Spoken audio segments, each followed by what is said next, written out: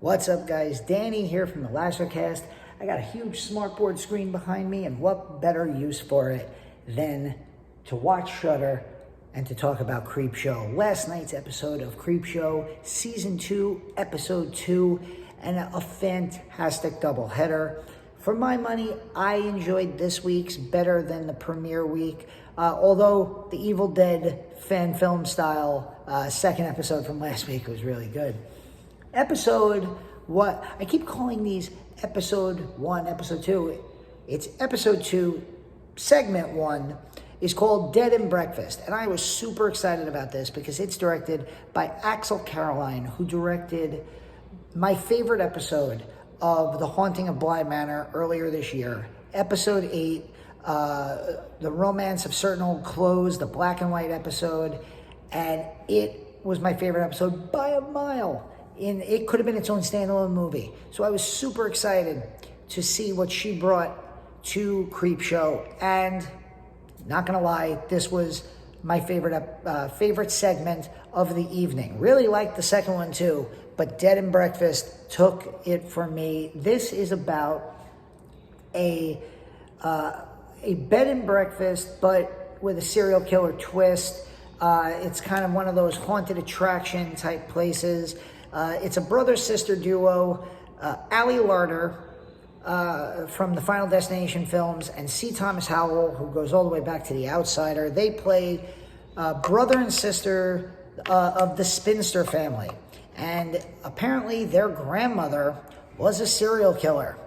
Well, they are not doing very well. The Dahmer apartment and the John Wayne Gacy tent, they're all selling out. But nobody's coming to the Spinster Dead and Breakfast. So they appeal to a podcaster named Morg, played by Iman Benson. And they basically tell her, come check out our place, we'll let you stay for free. And they're hoping that they get a good review, and by using an influencer, they'll get people coming. Unfortunately, Morg doesn't really find anything, and in fact starts to kind of poke holes in the grandma was a serial killer story. They never found the bodies. Where did they put the bodies? And Larter's character is very, I don't even want to say slowly, she's very quickly going insane as her family legacy is falling apart around her.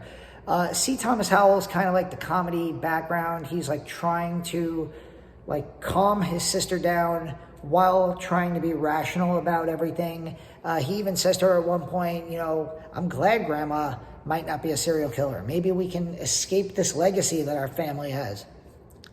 Well, they're walking around in this big house. It's kind of set up like an H.H. Holmes style, the way he built his murder hotel, because you have all of these passageways that lead, and trap doors and secret rooms. They find the secret room, but all there is in the room is a sewing machine.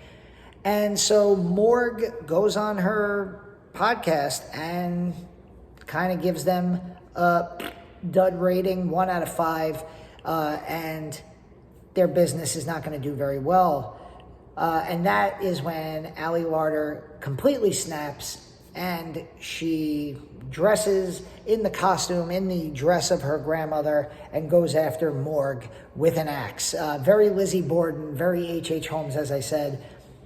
And I really enjoyed this episode. I thought they did everything well. It felt very Tales from the Crypt-like for me, which is perfectly fine, because I love Tales from the Crypt. And I especially love the twist at the end when...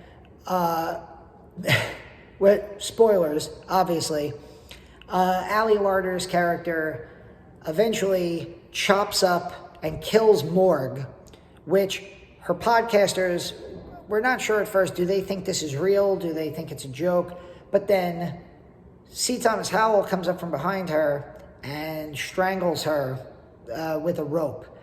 And so now, a year later, it becomes the murder and suicide bed and breakfast, where he's selling out, he's making tons of money, they're reenacting his sister's murder, and then the story is she hangs herself, And he takes the money and he goes into his secret money room where the sewing machine is.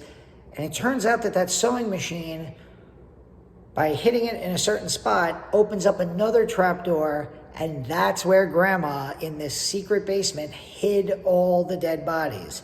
Of course, because Creepshow and Tales from the Crypt and all of these stories are kind of like mini fables, poor C. Thomas Howell gets left down there. Presumably, he will end up dying down there in this pit surrounded by dead bodies. But that was Dead and Breakfast, directed by Axelle Carolyn. I really enjoyed this one. This was right up there with the Evil Dead takeoff in episode 1 as my favorite of the new season so far. But this was really good. The second segment in episode 2 is called Pesticide, directed again by Greg Nicotero. This one is very good, and if you're a horror fan, which we know you are, especially if you're watching our channel, you're going to really love this episode because of who shows up in it. You have 3 actors, pretty much, in this episode. All 3 of them have some serious horror cred.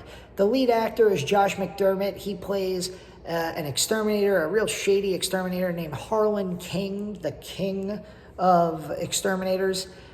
He's played by, as I said, Josh McDermott, who was on The Walking Dead. And if you ever get a chance to meet him at a fan convention, I highly recommend it. My wife and I met him at a Walker Stalker Con a few years back, obviously because of COVID. And he was such a funny guy. He grabbed our phone and he took like 12 different selfies with us. Just a kick-ass guy. If you ever get a chance to meet him at a convention, make sure you do that. Also, people I met at a convention in this episode, horror legend Keith David of The Thing and They Live and Tales from the Hood Part 2, I believe, as well as countless other films. Just a tremendous legend in the horror field. Here he is in this episode, and his performance will remind you of some of his past work. He's excellent in his small part here. His voice is just so good. Anything he says is just awesome. And Ashley Laurence is in this episode. Kirsty from Hellraisers 1 and 2. And great to see her. She, not to be weird, but she just doesn't age. She looks like almost the same age as she did in 1988 when she was doing Hellraiser, which makes no sense. But yeah, if you want horror cred, you got The Walking Dead, you got Hellraiser, you got The Thing, and They Live, all represented here. This episode, you have this crappy, shady exterminator. He's called by a mysterious client, Murdoch, played by Keith David, who says, I have a vermin problem. I need you to get rid of my vermin so that I can expand on this land. And he shows him outside, and Harlan thinks that he's asking him, because there's a bunch of homeless people outside, that the homeless people are attracting rats, and he thinks that he wants him to kill the rats.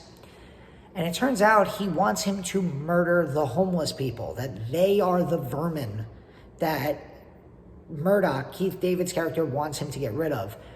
And this triggers a kind of a breakdown where Harlan, as annoying and as bad of a character, as bad of a person as he is, doesn't know if he has it in him to kill anybody, ends up deciding he can't do it, but then he has a confrontation with one of the homeless people. He ends up throwing poison into the guy's mouth, like almost like the end of the movie The Rock, and that guy ends up dying, and he drops another vial of poison into like the communal food that the homeless people were eating. And while he's now responsible for their deaths, instead of being able to enjoy the money that was given to him, he is having a meltdown. There's giant bugs everywhere, which evokes, this is Creepshow, it evokes memories of the original 1982 film in which the final segment was They're Creeping on You. Oh my God. I just looked it up and now I forgot his name and it's going to bother me. But the actor in that one is a legendary actor from the film 12 Angry Men from the 1950s. And he's this grouchy old man. And there's even a scene where Harlan's looking up at the wall and cockroaches are coming out. And it was very, very obvious they were paying homage there. And speaking of homages, look out for a homeless character wearing a yellow raincoat, which, again, would not have jumped out to me unless I was watching a show called Creepshow, because that reminded me of the hitchhiker in Creepshow 2 who wore a yellow raincoat after he was hit by the car in the third segment of that film. And yeah, I thought that was a little clever little homage that was added in.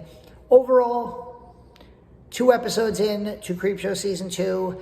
The 4 segments, the 4 separate entries into the anthology have been all different.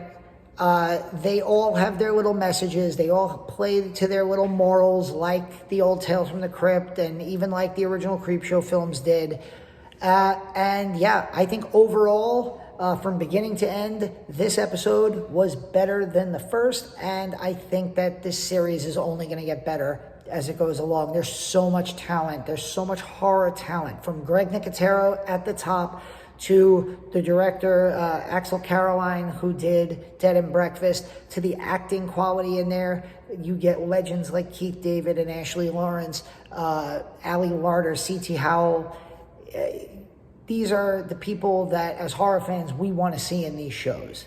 And can't wait to check out even more. Over the weekend, Pete and I are interviewing David Weiner, the director of the In Search of Darkness documentaries. I say documentaries because part 2, of that documentary is going to Shudder later this month.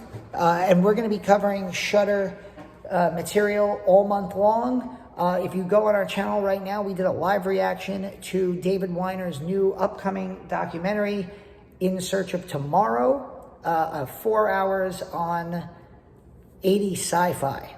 So that is going to be really good. You can check that out on the Lasercast channel now. Stay tuned next week for our interview with him.